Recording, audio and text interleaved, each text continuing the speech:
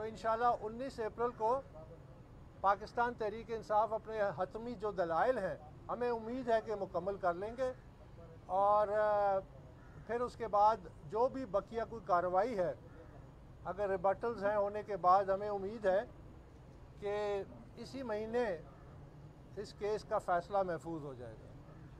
تو یہ ایک خوش آئند پیش رفت ہے۔ میں آپ کو یہ بتاتا چلوں کہ اب تک پاکستان تحریک انصاف نے اپنا وہ جو پرانا سلسلہ تھا وہ جاری رکھا، اور ایک 8ویں ترمیم ریٹ پٹیشن تھی جو انہوں نے اسلام آباد ہائی کورٹ میں داخل کی تھی، جس میں انہوں نے یہ استدعا کی تھی کہ اکبر بابر کو کیس سے الگ کیا جائے اور اس کے کچھ جو ڈاکومنٹس ہیں وہ خفیہ رکھے جائیں۔ بہرحال اللہ کے کرم سے وہ 8ویں ریٹ پٹیشن بھی اسلام آباد ہائی کورٹ نے پچھلے ہفتے مسترد کر دی۔ تو یہ ہمارے لیے بڑی اطمینان کی بات ہے کہ 7.5 سالوں میں عمران خان جو انصاف کی بات کرتا ہے، مدینے کی ریاست کی بات کرتا ہے، آج تک کیس سے بھاگنے کے لیے، احتساب سے بھاگنے کے لیے، انصاف سے بھاگنے کے لیے حتی الوسع وہ کوشش کر رہے ہیں۔ جو سب سے اہم ترین ایک پیش رفت ہے وہ ہم آپ کے سامنے رکھنا چاہتے ہیں، وہ 11 اکاؤنٹس کے حوالے سے ہے کہ 11 اکاؤنٹس پاکستان تحریک انصاف نے اپنے ان سے لا تعلقی کا جو اظہار کیا ہے، اور یہ لکھ کے کیا ہے، جو 15 مارچ کو انہوں نے رپورٹ جمع کرائی تھی۔ یہ وہ اکاؤنٹس ہیں جن کو اسد کیسر، شاہ فرمان، عمران اسماعیل اور جو پارٹی کی ٹاپ قیادت ہے وہ اس کو آپریٹ کرتی تھی، اور یہ بھی پاکستان تحریک انصاف نے خود لکھ کے دیا ہے۔ یعنی انہوں نے یہ کہا ہے کہ یہ جو 11 اکاؤنٹس ہیں جن کو ان کی جو یہ قیادت آپریٹ کرتی تھی، یہ غیر قانونی طور پہ کھولے گئے۔ اس میں جو رقم آئی اس سے پی ٹی آئی کا کوئی تعلق نہیں ہے، اور نہ ہی ان اشخاص کو یہ اختیار تھا کہ وہ یہ اکاؤنٹس کو آپریٹ کریں۔ تو ایک طرف تو وہ اپنی ٹاپ لیڈرشپ کو لکھ کے انڈائٹ کر رہے ہیں کہ انہوں نے غیر قانونی اکاؤنٹس آپریٹ کیے، دوسری طرف ان کے خلاف کسی قسم کی کوئی کارروائی نہیں کر رہے، کسی قسم کی کوئی شو کاز نوٹس ان کو نہیں جاری کیا کہ بھئی آپ یہ غیر قانونی طور پہ اکاؤنٹس کیوں استعمال کر رہے تھے۔ لیکن اس میں ایک اور دلچسپ پہلو ہے، اور وہ یہ ہے کہ جو 11 اکاؤنٹس تھے اس میں کم از کم 2 اکاؤنٹس کے ہمارے پاس دستاویزی ثبوت آ گئے ہیں، اور وہ ثبوت یہ ہے کہ پاکستان تحریک انصاف نے یہ دعویٰ کیا ہے کہ یہ 11 اکاؤنٹس ان کو 2018 یعنی اسٹیٹ بینک سے جب ریکارڈ آیا تب ان کو پتہ چلا، جبکہ 2012 دسمبر میں 2 اکاؤنٹس کو پاکستان تحریک انصاف کی مرکزی قیادت اپنے دستخطوں سے آپریٹ کر رہی تھی۔ سردار اظہر طارق خان جو پاکستان تحریک انصاف کے اس وقت مرکزی فائنانس سیکرٹری تھے، ہمارے پاس دستاویزی ثبوت آ گئے ہیں کہ وہ ان اکاؤنٹس کو آپریٹ کر رہے تھے آن behalf of P T I. نہ صرف یہ بلکہ پاکستان تحریک انصاف کے مرکزی فائنانس بورڈ کی ریزولوشنز موجود ہیں جو ہمارے پاس آ چکی ہیں، جس کے ذریعے وہ 2 اکاؤنٹس جو ہمارے پاس ہیں جن کی دستاویزی ثبوت ہیں ان کو وہ قراردادوں کے ذریعے آپریٹ کر رہے تھے۔ تو میں یہ کہنا چاہتا ہوں کہ پاکستان تحریک انصاف نے 15 مارچ کو جو یہ دعویٰ کیا ہے کہ 11 اکاؤنٹس ان کے علم نہیں تھے، اس کا تو ثبوت 2 اکاؤنٹس کا تو ہمارے پاس آ چکا ہے کہ انہوں نے سراسر جھوٹ بولا، انہوں نے سراسر مس لیڈ کیا الیکشن کمیشن آف پاکستان کو۔ صرف یہ ایک پہلو ہی کافی ہے کہ جس قیادت نے الیکشن کمیشن کو 15 مارچ 2022 تک مس لیڈ کرنے کی کوشش کی، اس پہ سنگین نتائج نکل سکتے ہیں۔ ابھی ہم معاملات اور تو چھوڑیں، دوسرا جو اہم ترین معاملہ ہے وہ ہے وہ 4 ملازمین کے اکاؤنٹس جس میں پیسہ آیا۔ پاکستان تحریک انصاف کے سینٹرل فائنانس بورڈ کی قرارداد موجود ہے جس میں انہوں نے 4 ملازمین کو جو مرکزی سیکریٹریٹ کے ملازمین تھے ان کو اختیار دیا کہ وہ یہ پیسے جمع کرے پاکستان تحریک انصاف کے نام پہ پاکستان میں اور بیرون ملک سے، جو کہ ہوا۔ جو ان کے سینٹرل فائنانس سیکرٹری آج سراج احمد نے ایک رپورٹ میں تصدیق کی کہ ان اکاؤنٹس میں پیسہ آیا ہے۔ یہ 4 خفیہ اکاؤنٹس میں کروڑوں روپے سے زیادہ ہنڈی اور مختلف ذرائع سے پیسہ آیا جو ان کے ذاتی اکاؤنٹس میں آیا.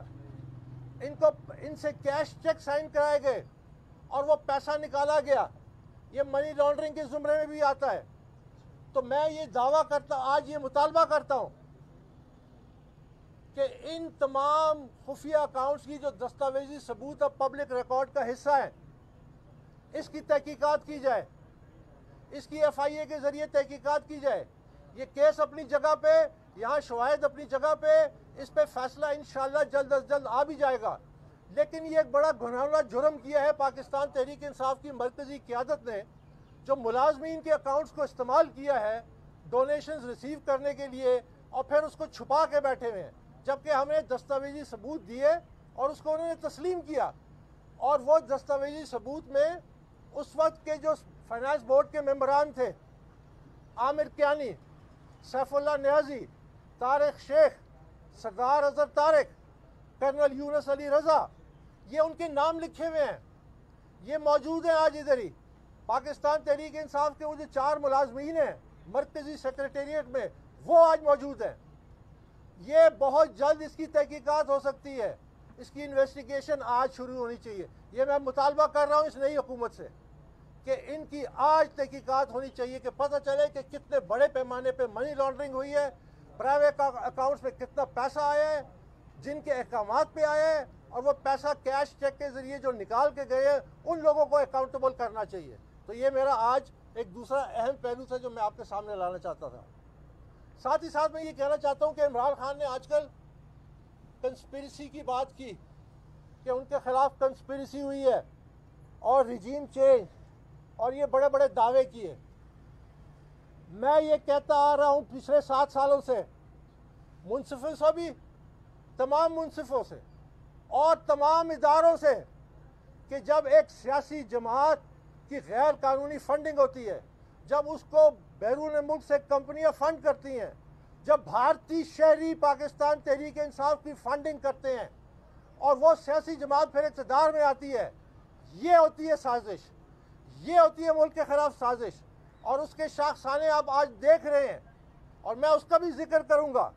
میں نے اس وقت کہا تھا کہ یہ قومی سلامتی کا معاملہ ہے جب ایک سیاسی جماعت کی غیر ملکی فنڈنگ ہو, غیر ملکیوں کی ہو, غیر ملکی کمپنیوں کے ذریعے ہو, بھارتی شہری کے ذریعے ہو, دبئی سے ہو ہنڈی کے ذریعے, خان صاحب کے جو دوست ہیں وہاں سے بھیجتے رہے ہیں.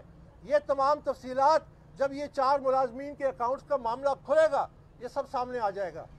یہ ہے قومی سلامتی کو رسک, یہ ہے وہ نیشنل سیکیورٹی ایشو جس کی ہمیں تحقیقات کرنی چاہیے تھی. کل تک جب ٹرمپ کا وائٹ ہاؤس عمران خان کی حمایت کرتا تھا تو امریکہ پاکستان کا دوست تھا. آج جب بائیڈن کا وائٹ ہاؤس عمران خان کے ٹیلی فون بھی نہیں اٹھاتا, نہ اس سے بات کرنا پسند کرتا ہے, تو امریکہ ہمارا دشمن بن گیا. یہ صرف ایک اقتدار کی جنگ ہے, اقتدار کی جنگ ہے جو عمران خان لڑا ہے اور لڑ رہا ہے, اور پاکستان کے جو بنیادی مفادات ہیں ان کو داؤ پہ لگا رہا ہے. اور یہ پاکستان کے بنیادی مفادات کو داؤ پہ لگانا انتہائی تشویشناک عمل ہے, کیونکہ لیڈروں کی ذمہ داری ہوتی ہے کہ وہ انتشار سے ملک کو نکالیں, نہ کہ انتشار میں ڈالیں. میں عمران خان سے یہ پوچھتا ہوں کہ وہ کس منہ سے کھڑے ہو کے بھارت کی تعریف کرتا ہے, بھارت کی فورن پالیسی کی تعریف کرتا ہے, جو 1965 کے شہید اور غازی تھے, جو ہمارے ہیرو سے, squadron leader MM Alam, squadron leader Rafiqui, flight lieutenant Younus, major شہید عزیز بھٹی, کیپٹن میجر طفیل, وہ کیپٹن سرور, اور ایسے 20 جو شہید ہوئے 71 کی جنگ میں جو شہید ہوئے اور غازی ہوئے, یہ ان کی توہین ہے. آپ کیسے ہمارے دشمن ملک کی تعریف کرتے ہیں جس نے پاکستان کو 2 لاکھ کیا, جس نے پاکستان کے خلاف کوئی کسر نہیں چھوڑی سازش کی, جس نے پاکستان کو ہر فورم پہ نقصان پہنچایا.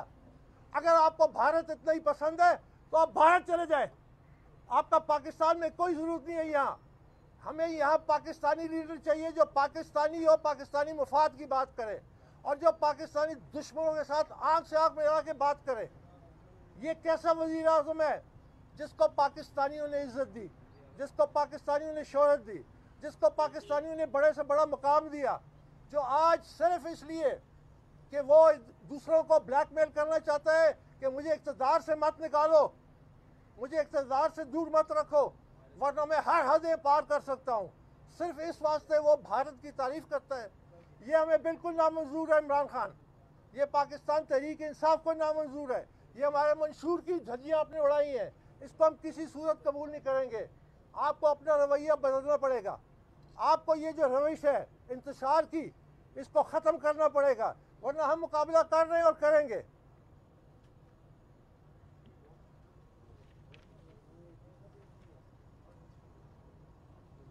اب میں آپ کو ایک اہم ترین بات بتانا چاہتا ہوں۔ لیڈرز جو ہوتے ہیں ان کو حوصلہ چاہیے ہوتا ہے، لیڈرز کو برداشت کرنا چاہیے۔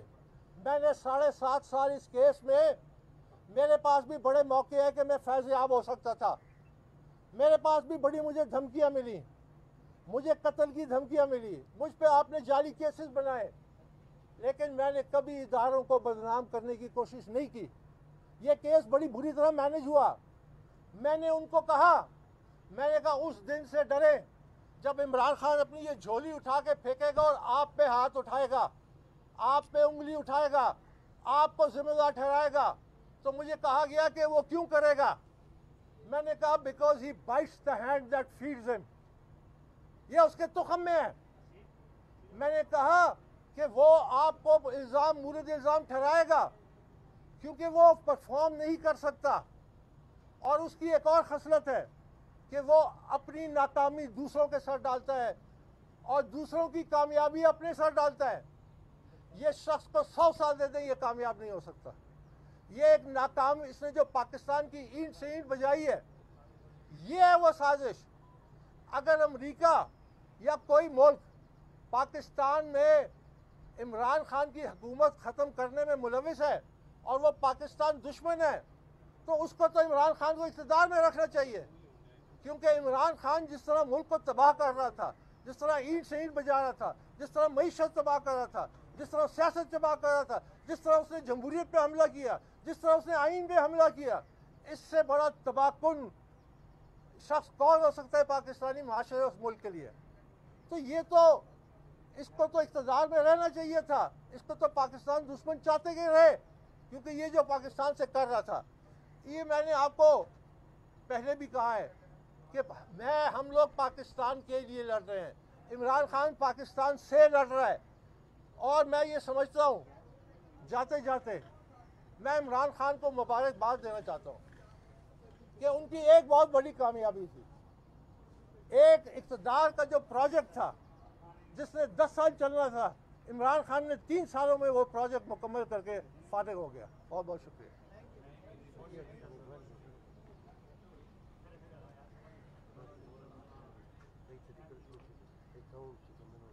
میں یہ صرف گزارش کر دوں کہ میں پہلے بھی جب یہ حالانکہ مجھ پہ الزامات لگاتے ہیں، میں نے مسلم لیگ نون کی جو پہلے حکومت تھی، میں نے 2 خط لکھے تھے۔ میں نے کہا اس کیس کی انویسٹیگیشن کریں FIA کے ذریعے۔ ایک خط میں نے لکھا اس کے بعد جب انٹیریئر منسٹر تھے احسن اقبال، اور میں نے اس کا جواب تک نہیں ملا۔ آج میں نے جیسے شروع میں کہا کہ یہ جو 4 ملازمین کے اکاؤنٹس ہیں، ان کا ثبوت ریکارڈ کا حصہ ہے، اس پہ فی الفور کارروائی ہونی چاہیے، تحقیقات ہونی چاہیے، اور جنہوں نے اجازت دی، جہاں وہ پیسہ گیا اور جس سورس سے وہ آیا، ہنڈی کے ذریعے اور غیر قانونی ذرائع سے، اس پہ مکمل تحقیقات کر کے اس پہ قانون کو لاگو کرنا یہ لازمی ہے۔ بہت بہت شکریہ۔ نیکسٹ پارٹی بھائی، نیکسٹ پارٹی